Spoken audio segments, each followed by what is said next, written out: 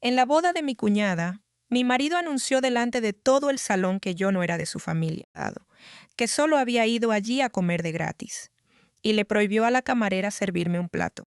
dado.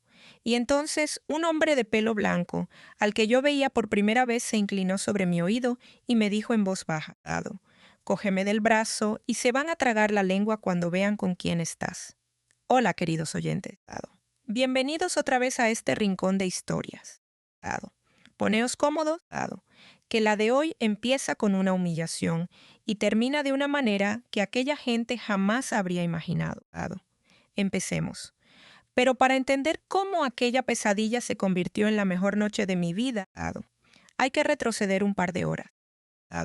El paso de Aristondo brillaba con una luz tan intensa que me hizo daño en los ojos nada más cruzar la verja. Era el sitio más caro de los alrededores de Bilbao. Uno de esos palacios reconvertidos en salón de bodas, donde un solo cubierto costaba más que la pensión de mis padres en un mes. Había arcos de piedra con hiedra iluminada, una fuente en la entrada. Camareros con guantes blancos que ofrecían copas de champán a los que llegaban. A mí no me ofrecieron ninguna. El camarero me miró el vestido, calculó en 2 segundos que yo no era de las que importan, y siguió de largo con la bandeja hacia una señora cubierta de brillantes. Ya empezaba bien la noche. Aquella noche se casaba Nerea, mi cuñada. La niña mimada de los Echeverria, la pequeña de la casa, esa a la que desde cría le habían dado todo lo que señalaba con el dedo.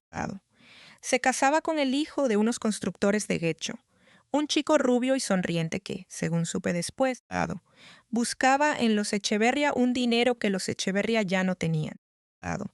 2 familias presumiendo de una fortuna de cartón piedra, midiéndose la una a la otra, sin saber que la única persona de aquel salón que conocía los números de verdad estaba sentada junto a la puerta de la cocina, muerta de hambre.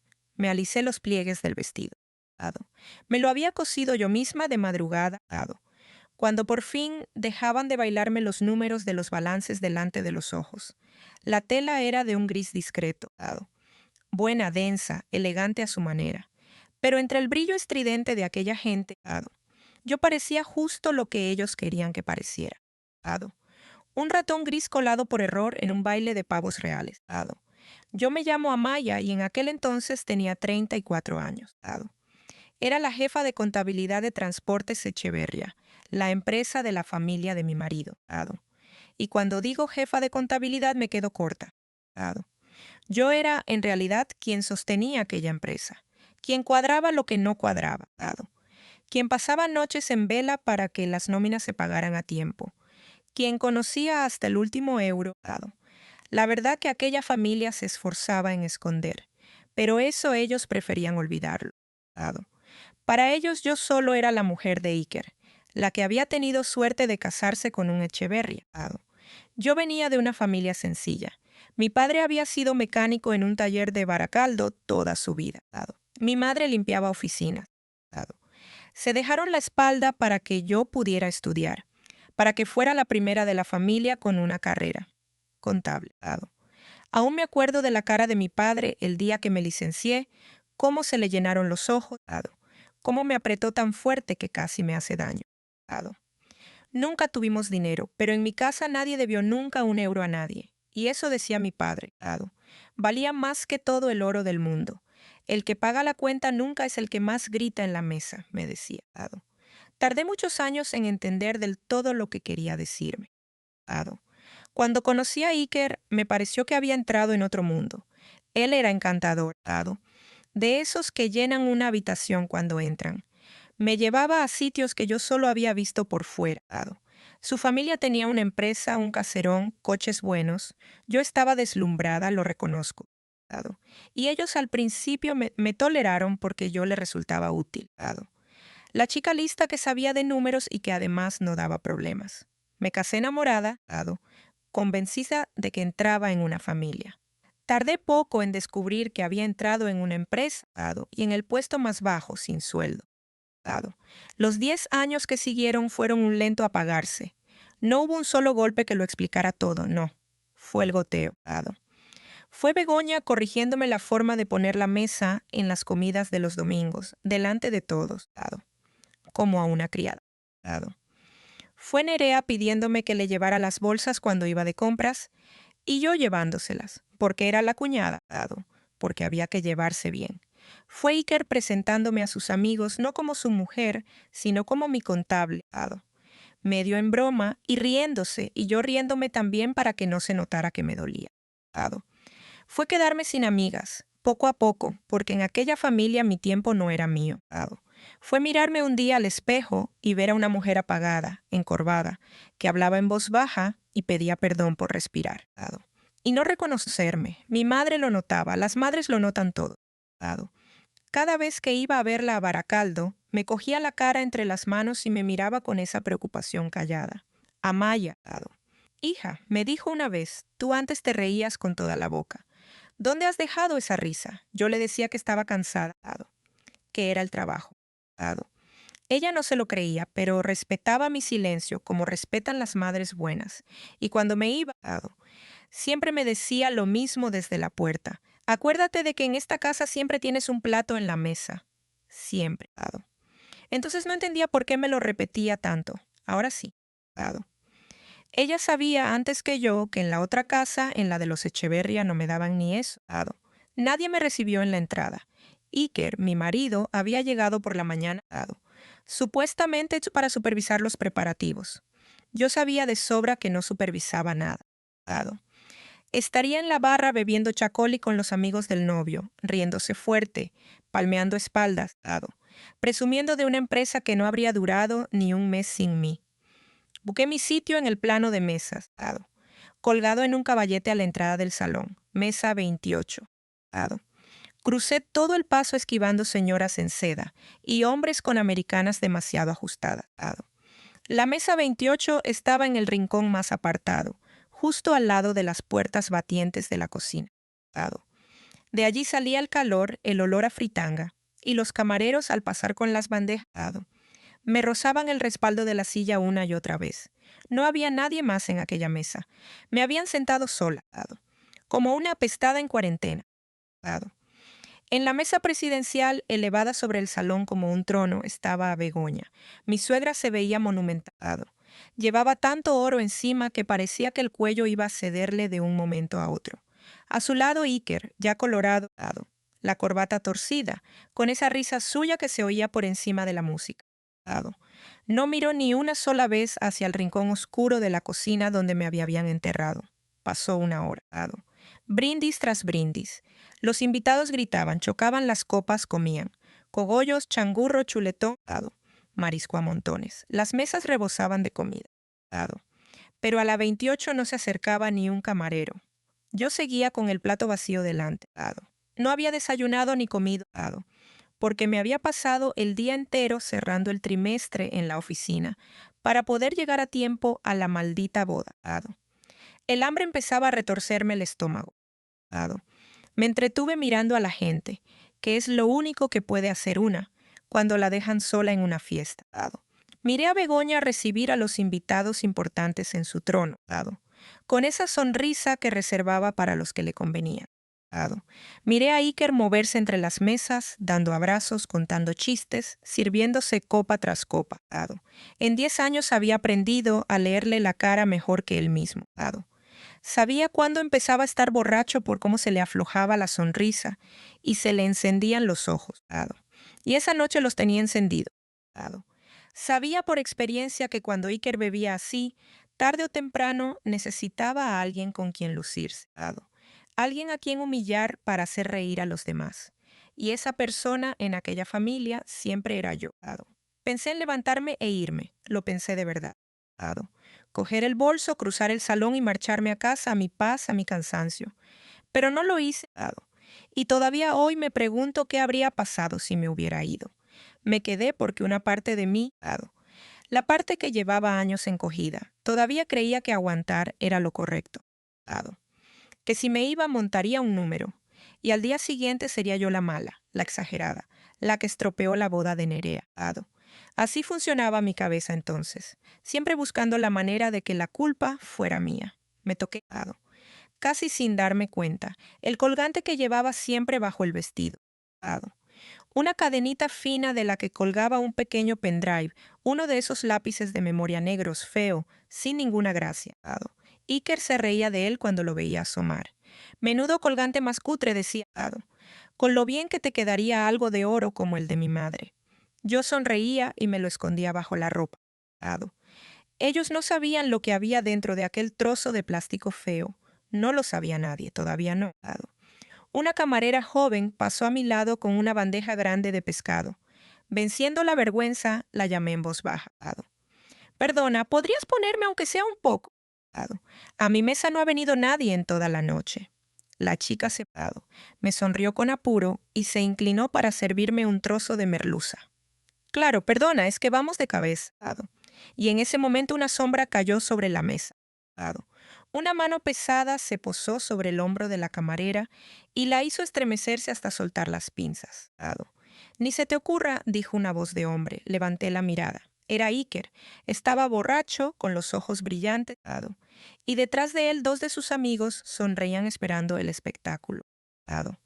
El que paga la cuenta nunca es el que más grita en la mesa, pensé sin querer, una frase que me había dicho mi padre de pequeña, y que en aquel instante me vino a la cabeza como un aviso. Iker, en cambio, gritaba muchísimo. La música se cortó justo entonces. El pinchadiscos cambiaba de canción, y en el silencio que se hizo, la voz de Iker sonó como un disparo. Cogió mi plato vacío y lo estrelló contra el suelo. La loza saltó en pedazos. Es que no entiendes cuál es tu sitio. Gritó salpicando saliva. Me encogí en la silla. Me ardía la cara. Cientos de ojos se volvieron hacia el suelo de golpe. Iker, ¿qué haces? Susurré, notando un nudo subir por la garganta. Solo he pedido algo de comer. Él abrió los brazos hacia el salón entero, como un actor de 3 al cuarto. Miradla, dijo, ha venido aquí a llenarse la tripa. Begoña en la mesa presidencial dejó de masticar y observó la escena con una sonrisa satisfecha. La novia, Nerea, soltó una risita tapándose la boca con la servilleta. Iker se inclinó tan cerca de mí que pude oler el alcohol caro y un perfume de mujer que no era el mío. Tú no eres de mi familia, Amaya. Métetelo en la cabeza, no eres nadie. Viniste aquí a comer gratis a costa de mi madre. Y desde la mesa presidencial, por si faltaba algo, llegó la voz de Begoña, alta y clara, para que la oyera todo el salón. Déjala, hijo, dijo con una sonrisa dulce envenenada. La pobre no tiene la culpa. Es lo que hay cuando uno se casa con quien no es de su clase. Se levanta uno una mañana y se encuentra a la asistenta sentada a la mesa. Los amigos de Iker soltaron una carcajada. Nerea aplaudió encantada, como si su madre acabara de decir una genialidad. Y yo entendí en aquel instante que aquello no era un arrebato de borracho. Era algo que llevaban años pensando y que por fin, envalentonados por el tequila y por el público, se atrevían a decir en voz alta. Para ellos yo no era una persona. Era la asistenta que había tenido la osadía de sentarse a la mesa. Menos de una hora después iban a descubrir quién había puesto, en realidad, la comida en esa mesa. Se enderezó y le ladró a la camarera, que temblaba muerta de miedo. Que no le sirvan nada. Que se quede mirando cómo come la gente decente, o que se largue. El salón se quedó en un silencio de tumba. Alguien carraspeó. Alguien apartó la vista. Nadie, ni una sola persona de aquellas 200 movió un dedo.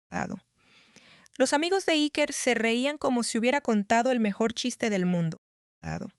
Y yo sentí que algo dentro de mí, un hilo finísimo que había sostenido 10 años de matrimonio, por fin se partía. Pero no podía moverme. Tenía las piernas clavadas al suelo. La humillación era tan espesa que casi se podía uno ahogar en ella. Recuerdo detalles absurdos de aquel momento. Recuerdo el olor a cebolla frita que salía de la cocina, mezclado ahora con el perfume caro de Iker. Recuerdo un trozo de merluza en el suelo, junto a mi zapato, entre los pedazos de loza rota, con una ramita de perejil encima. Recuerdo la cara de la camarera, una cría de 20 años como mucho, que no sabía si recoger o salir corriendo, y que me miraba con una pena que me dolió más que el propio insulto. Recuerdo pensar, con una claridad extraña en medio del pánico, que había gente en aquel salón a la que yo le había firmado nóminas.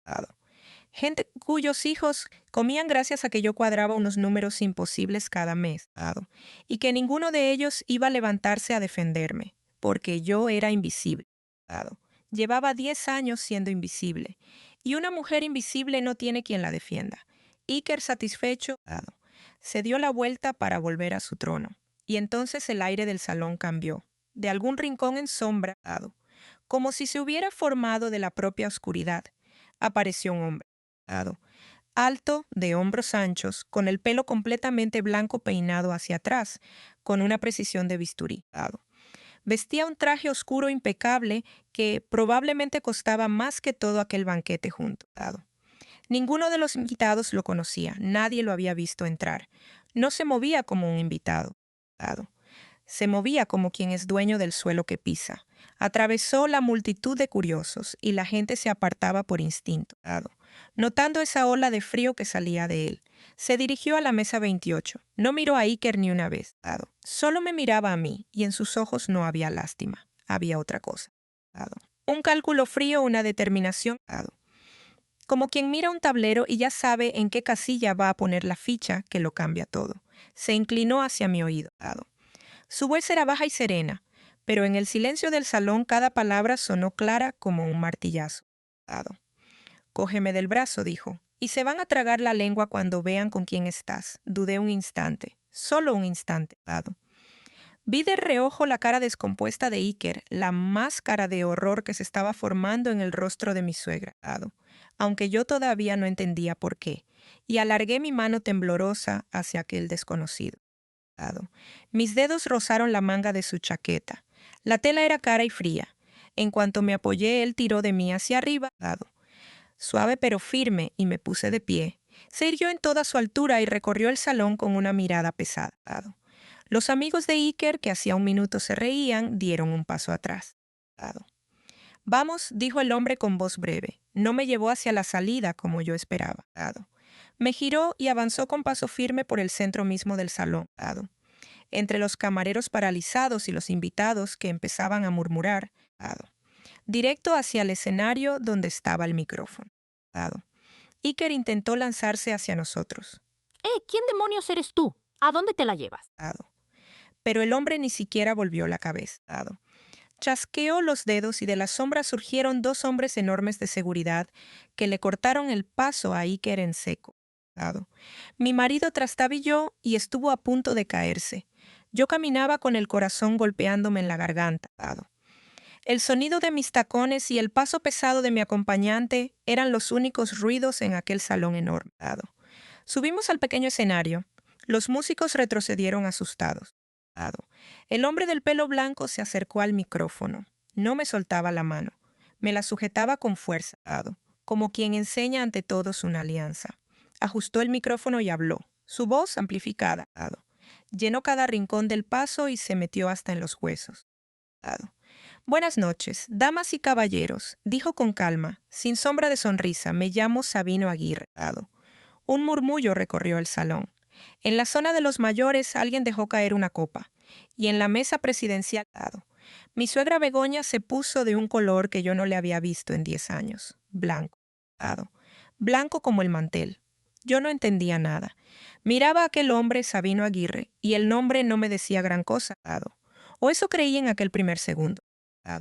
Pero luego, viendo la cara de mi suegra, viendo cómo algunos hombres mayores de las mesas del fondo se erguían en sus sillas como si acabaran de nombrar a un rey, empecé a atar cabos. Y el primer cabo que até fue el más difícil de creer, porque yo sí sabía quién era Sabino Aguirre. Lo sabía muy bien. Solo que jamás habría imaginado verlo allí esa noche cogiéndome de la mano en un escenario. Sabino Aguirre era el dueño del Grupo Aguirre. Un holding de inversión que en los últimos años se había ido comiendo, una tras otra, media docena de empresas de transporte y logística del norte, comerciales en apuros, negocios familiares ahogados por las deudas, compañías que un día eran orgullo de una familia y al siguiente pasaban a ser una línea más en la cartera del señor Aguirre. Yo conocía ese nombre porque lo había escrito con mis propias manos en un documento dado. Un documento que llevaba meses guardado en un pequeño pendrive negro que colgaba en ese preciso instante bajo mi vestido gris dado. Pero eso todavía no lo sabía nadie más que yo y él dado. Damas y caballeros, continuó Sabino ante el micrófono, siento mucho interrumpir una celebración tan bonita dado. De verdad odio ser el hombre que estropea una boda. Hizo una pausa. Dado.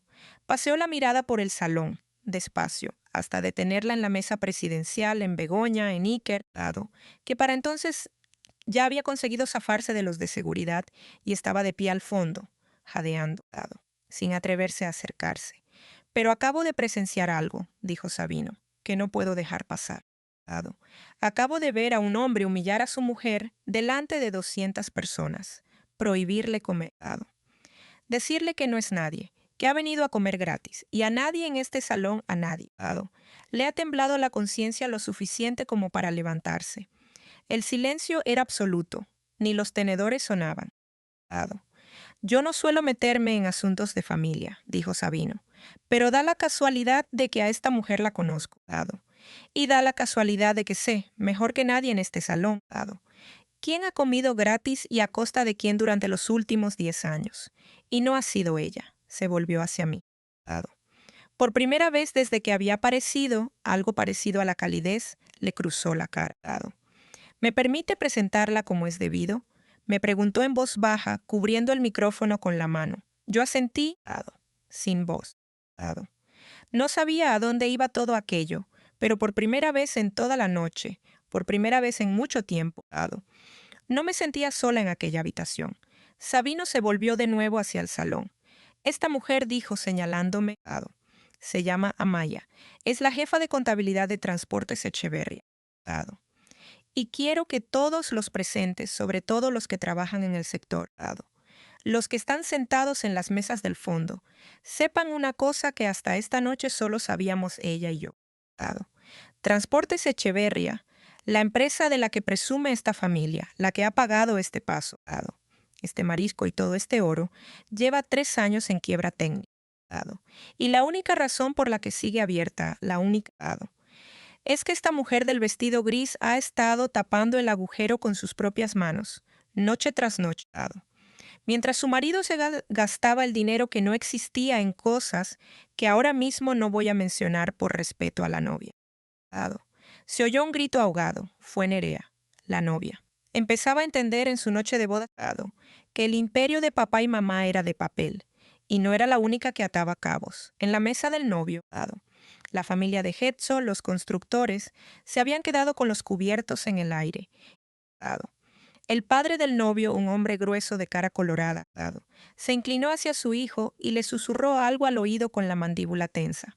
La sonrisa del novio, Dado, esa sonrisa fácil de chico que se casa con dinero, se había borrado de golpe. Dado.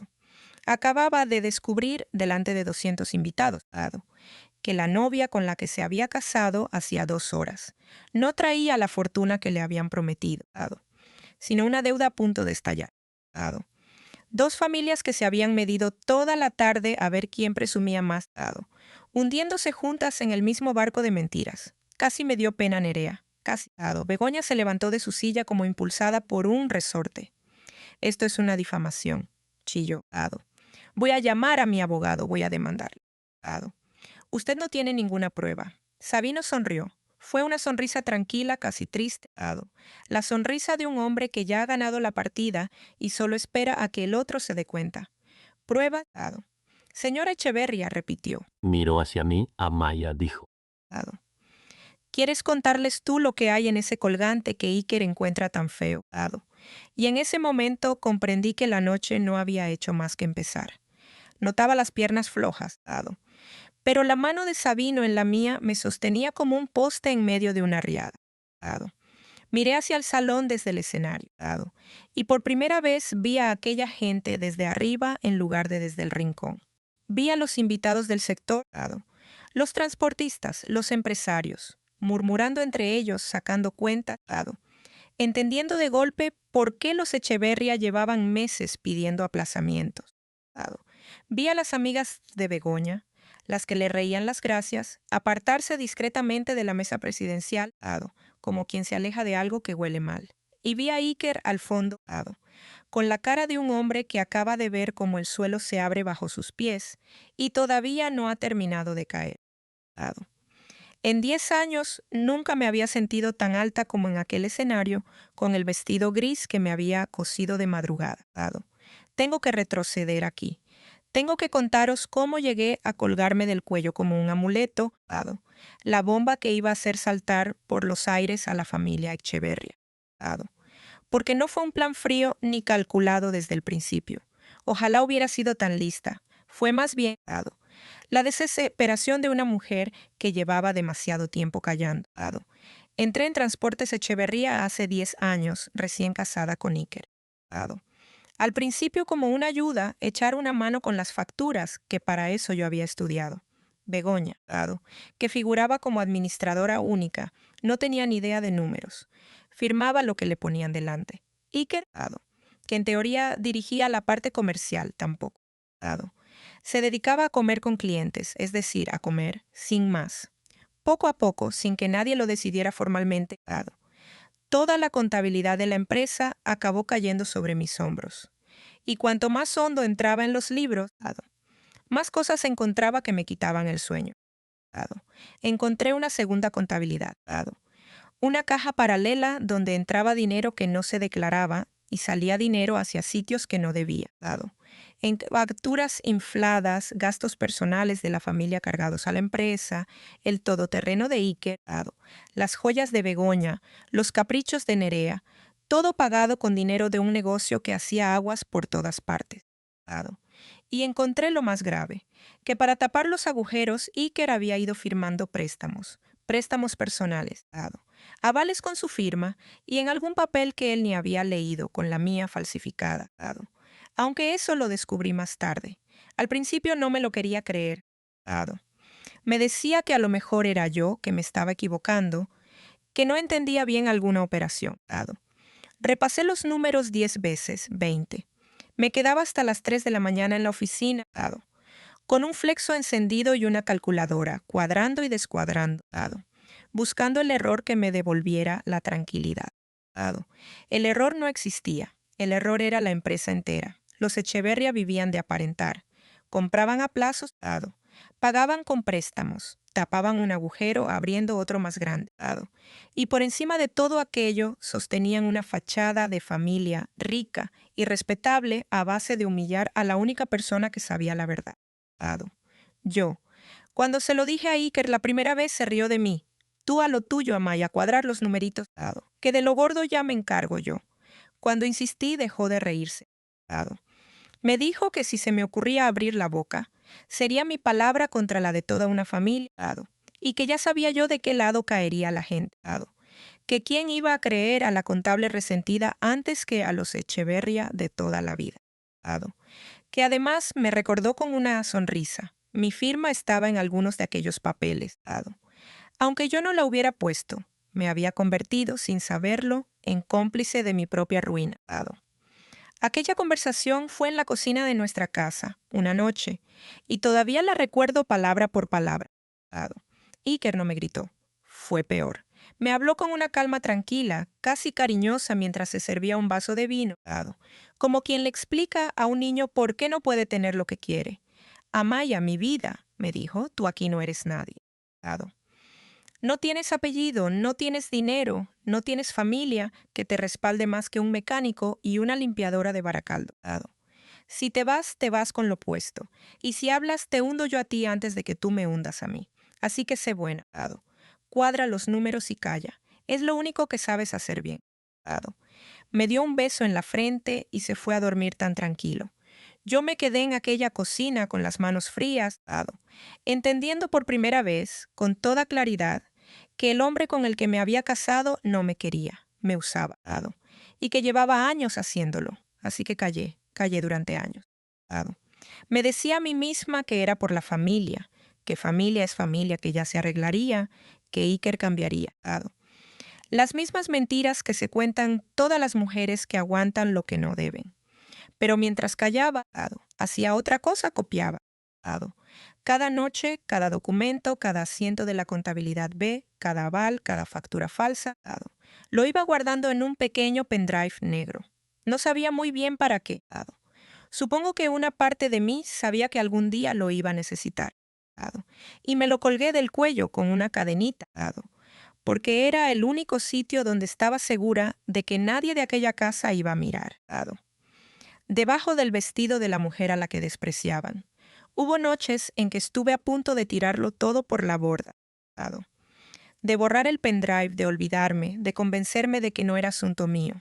Al fin y al cabo, ¿quién era yo para hundir a toda una familia? Me daba miedo de quedarme sin nada, de que no me creyeran, de acabar en un juzgado defendiéndome de una firma que yo no había puesto.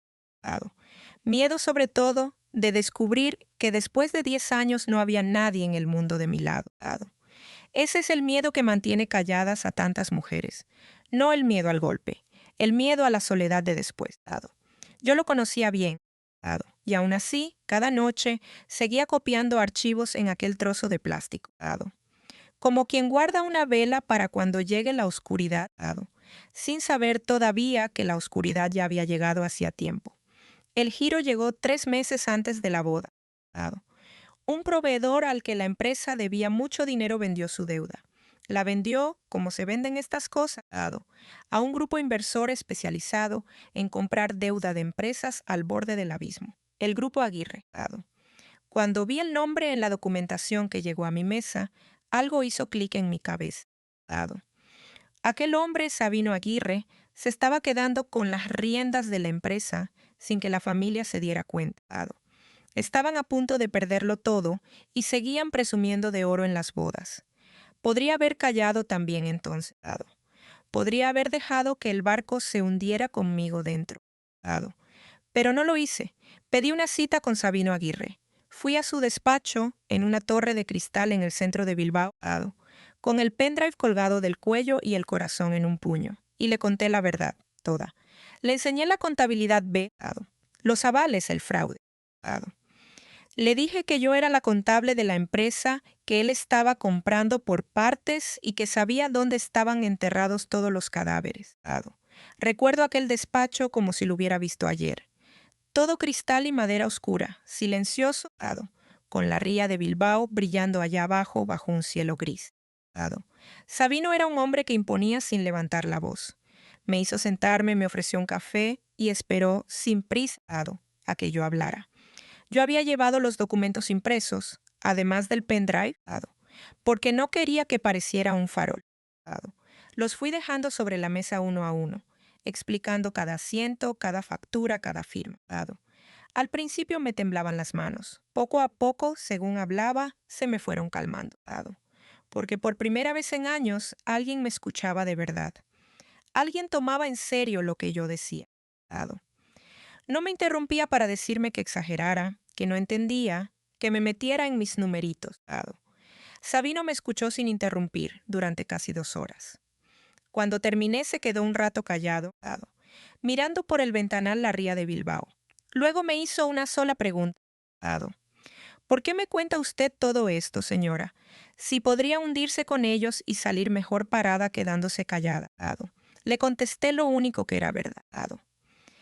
Porque estoy cansada de pagar la cuenta de una fiesta a la que ni siquiera me dejan sentarme a la mesa. Sabino sonrió por primera vez. Me dijo una cosa que no se me ha olvidado. Me dijo, señora, llevo 30 años comprando empresas hundidas, y en casi todas hay una persona como usted. Alguien que lo sostiene todo desde abajo mientras los de arriba se llevan la gloria y el dinero. Casi siempre esa persona se hunde con el barco callada por lealtad o por miedo. Usted es la primera que sube a mi despacho a contarme la verdad antes de ahogarse. Y eso, señora, no lo compra el dinero. Eso vale más que toda la empresa de su marido. Me dijo que me fuera tranquila a casa, que él se ocupaba, y que cuando llegara el momento lo sabría. No me dijo cuál sería ese momento. Ahora, subida a aquel escenario con su mano sujetando la mía, lo entendí. El momento era esa noche. Iker mismo, con su crueldad, había elegido el escenario perfecto para su propia caída. Miré al micrófono. Miré a Iker al fondo del salón. pálido. Miré a Begoña temblando de rabia y de miedo. Y por fin, después de 10 años, abrí la boca. No voy a comer gratis nunca más, dije al micrófono. Mi voz salió temblorosa al principio, pero se fue afirmando con cada palabra, porque nunca he comido gratis. Llevo 10 años pagando esta fiesta, la de esta noche y todas las demás.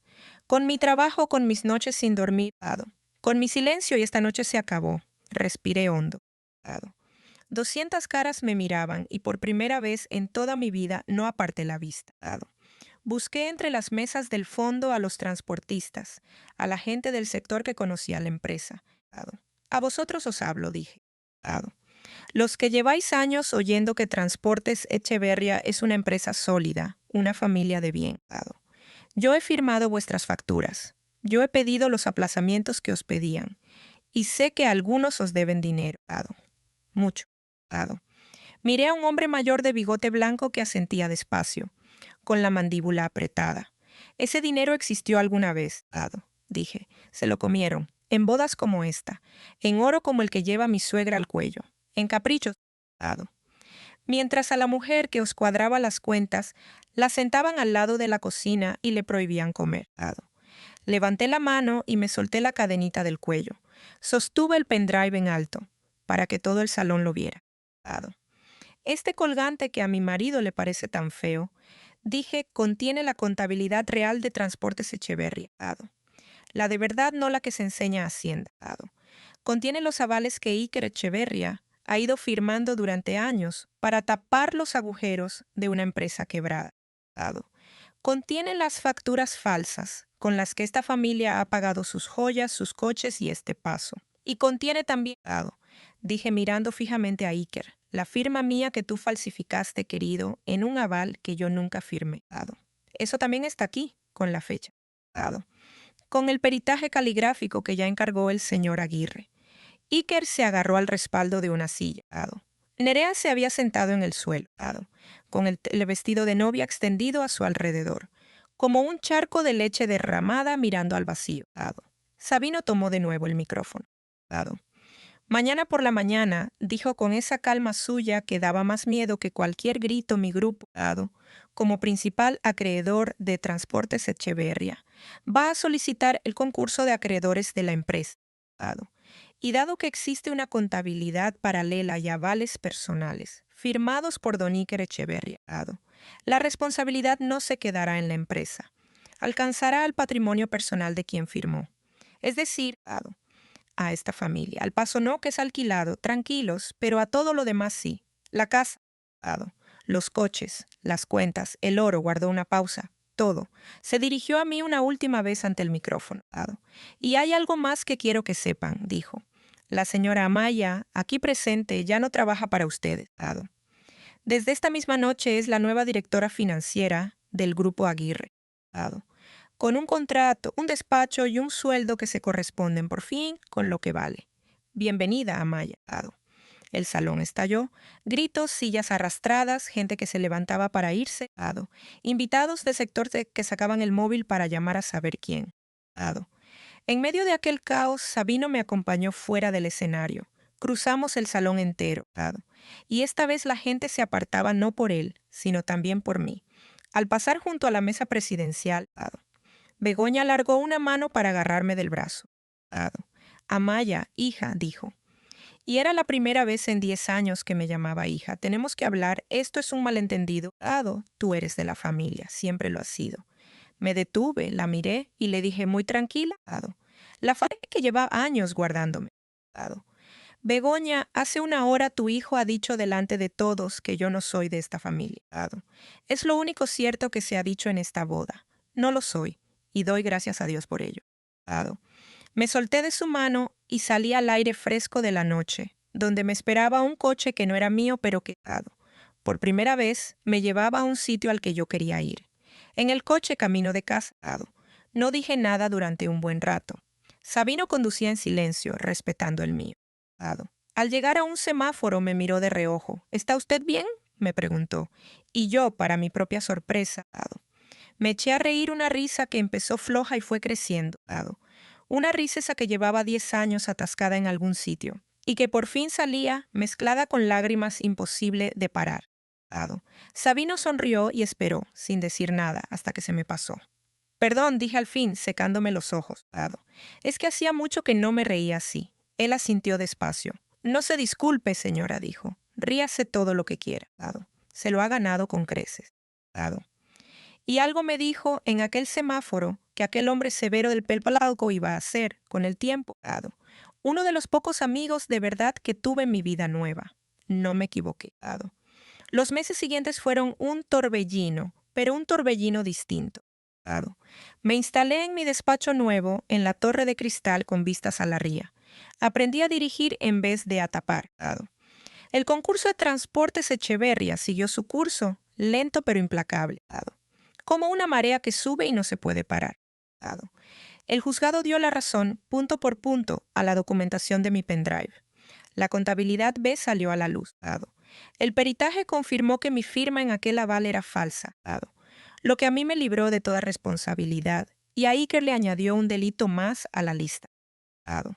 Lo primero que hice con mi primer sueldo de verdad, el primero digno de ese nombre en toda mi vida, fue ir a Baracaldo. Llevé a mis padres a comer a un restaurante bueno, no de lujo, pero bueno, de esos donde se come de maravilla y te tratan bien. Mi padre se puso su única chaqueta buena. Mi madre se arregló el pelo. Y durante toda la comida no dejaron de mirarme, no la comida a mí a mi cara, porque me había vuelto la risa. Amaya, me dijo mi padre a los postres con la voz un poco tomada. ¿Te acuerdas de lo que te decía de pequeña? El que paga la cuenta nunca es el que más grita en la mesa. Me acuerdo, papá, le dije. Ahora lo entiendo. Él me cogió la mano por encima del mantel, como el día de mi licenciatura, y no dijo nada más, no hacía falta. Volví a llamar a las amigas que había ido perdiendo. Algunas ya no estaban, la vida las había llevado por otro lado. Pero otras contestaron el teléfono como si no hubiera pasado el tiempo. Con esa alegría de las amistades verdaderas, que se retoman donde se dejaron. Volví a salir, a reírme fuerte, a ocupar mi sitio en el mundo sin pedir permiso ni disculpas, y llegó el día. El día en que la marea terminó de subir del todo.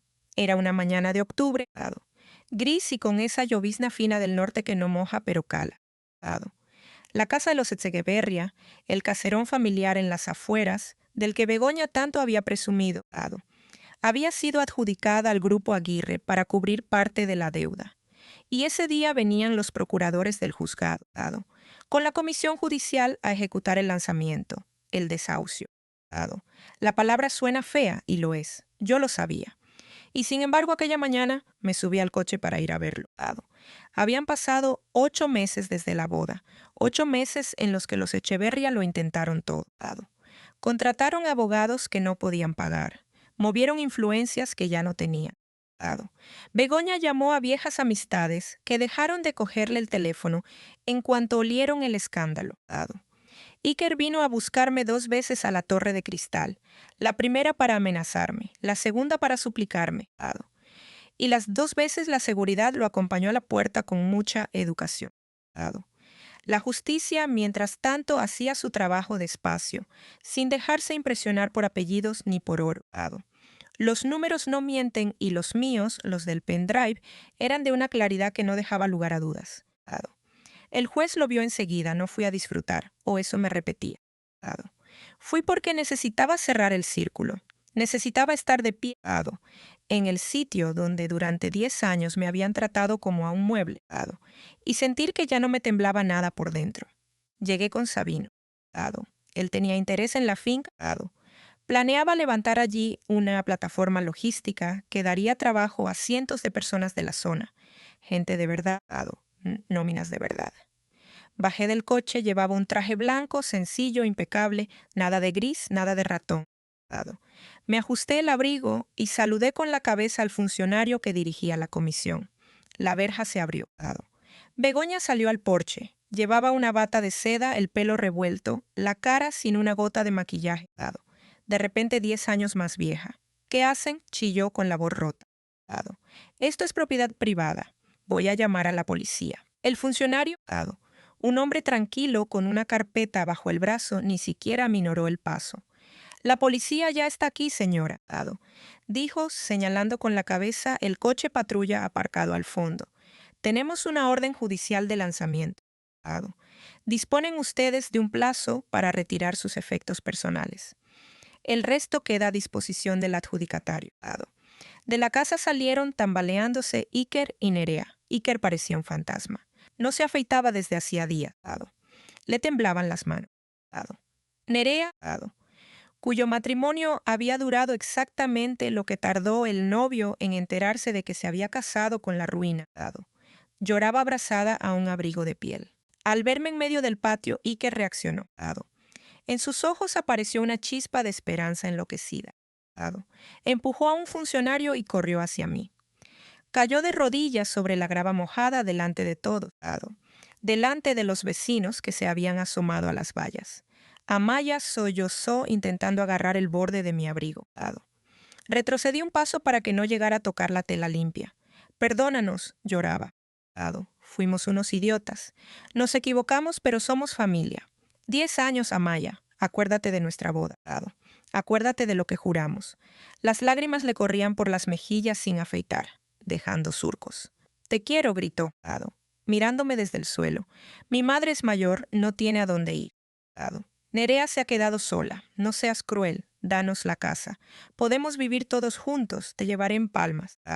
Seré el mejor marido del mundo. Por favor, tú eres buena. Tú no eres como nosotros. Begoña, en el porche, se tapaba la boca con la mano. Su orgullo estaba hecho añicos y guardaba silencio, esperando que mi corazón se ablandara. Nerea había dejado de llorar y también me miraba, con una última esperanza colgando de los ojos. Miré al hombre al que había querido durante 10 años, y no sentí nada, ni rabia, ni pena, ni el viejo amor. Nada. Como cuando abres un cajón que creías lleno y descubres que hace tiempo que está vacío. Me quedé mirándolo, de rodillas en el barro, y por primera vez lo vi tal como era, no un marido. Un hombre que se había pasado la vida comiendo de una cuenta que pagaba otro, y que ahora, por fin, había recibido la factura. Levántate, Iker, le dije en voz baja.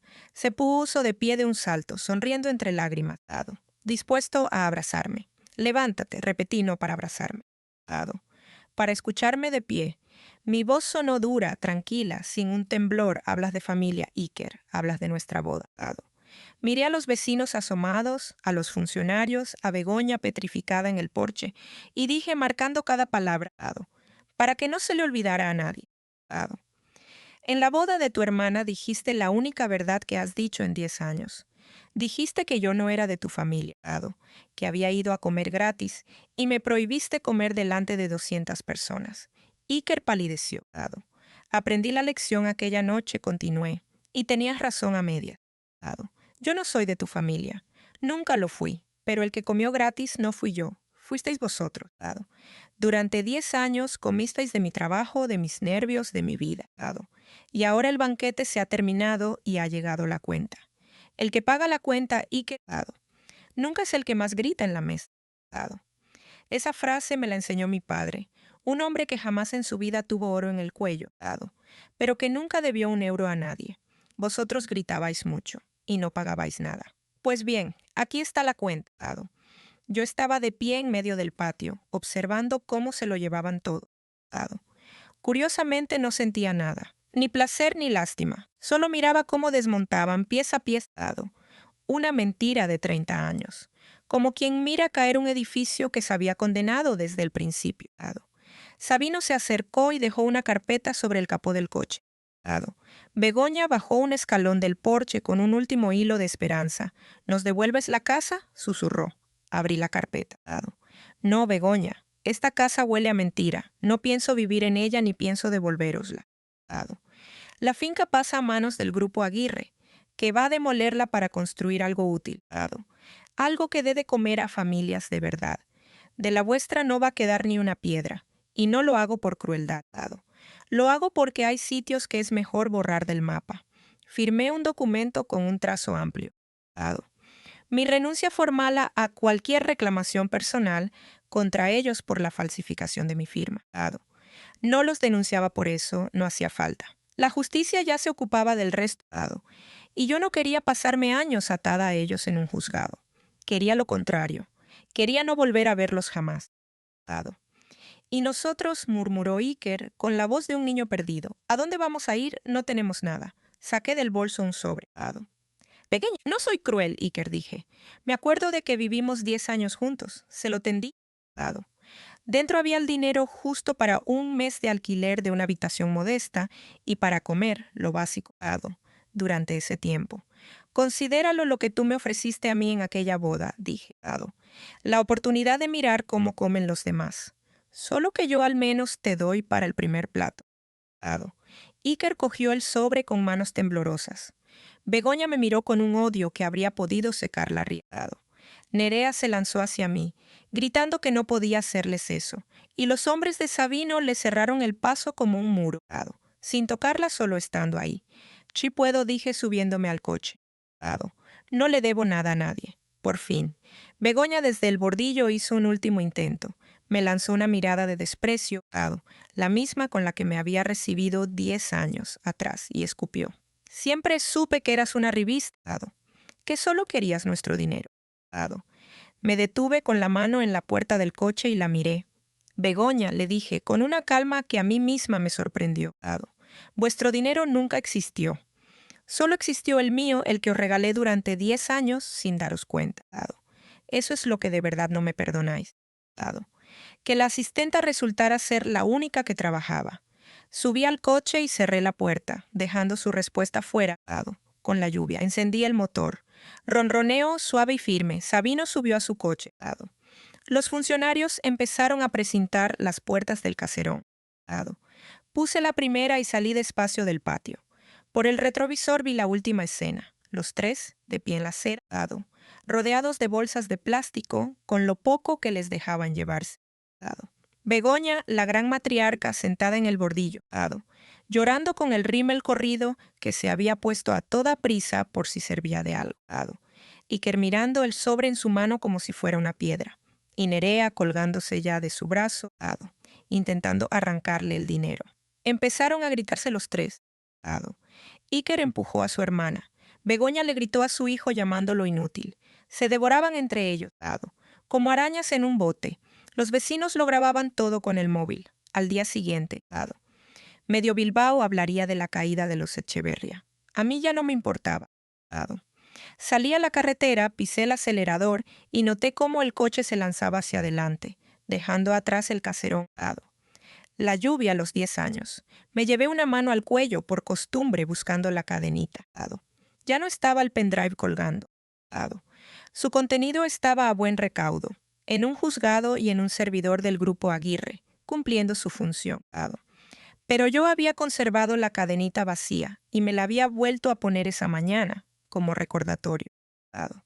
De que a veces lo que otros desprecian, lo que llaman feo, lo que te obligan a esconder bajo la ropa, es precisamente lo que un día te salva la vida. Delante estaba la carretera. Delante estaba la ría y más allá el mar. Delante estaba mi despacho, mi sueldo, mi nombre en una puerta, mi vida. Y por primera vez en 34 años, esa vida me pertenecía a mí y a nadie más. Aquella noche ya en mi piso, el que pagaba yo, el que era mío, me senté junto a la ventana con una taza de té y miré las luces de la ciudad. Pensé en la chica del vestido gris cosido de madrugada, sentada sola en la mesa 28, con el estómago vacío y la cara ardiendo de vergüenza. Ojalá hubiera podido decirle, aquella noche, lo que sé ahora, que aguantar no es lealtad, sino miedo con buenos modales. Que una familia que te sienta al lado de la cocina y te prohíbe comer no es tu familia. Por mucho papel que hayas firmado.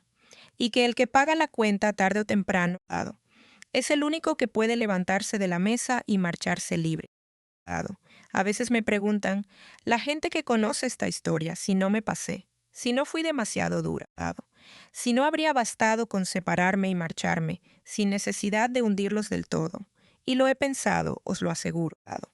Pero luego me acuerdo de una cosa. Yo no los hundí. Ellos se hundieron solos, a base de mentir y robar durante años. Yo solo dejé de ser la mano que tapaba el agujero.